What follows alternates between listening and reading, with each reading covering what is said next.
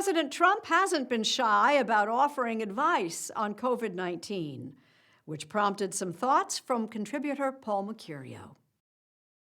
As we all know, President Trump has tested positive for COVID-19. And this past week, in what can only be described as a film directed by Fellini, produced by Orson Welles, and written by Flaubert, President Trump took to Twitter and the airwaves to bizarrely promote the deadly virus. In a tweet, he wrote, quote, "Don't be afraid of COVID. Don't let it dominate your life." And in this video, he described the virus this way. This was a blessing in disguise. Mr. President, I tested positive for COVID-19, and 3 months later, I'm still suffering significant symptoms. So I can tell you, it's not a person's choice if the coronavirus dominates one's life.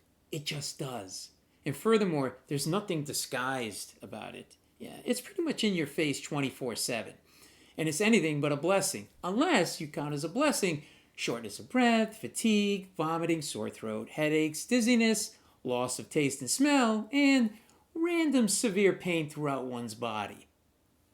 Now, I've heard public service announcements to eradicate deadly diseases like cancer or heart disease, but this is a first. I never, ever heard a PSA that touts a deadly disease, which has killed, by the way, more Americans than those who died in battle in World War I, the Vietnam War, the Korean conflict, U.S. operations in Iraq, the war in Afghanistan, the Persian Gulf War, and 9/11 combined. President Trump, this is a very dangerous game you're playing. You're trying to normalize a deadly disease that is yet to be contained. You know there's a saying, do as I say, not as I do. In this case, of President Trump, only part of that phrase is accurate.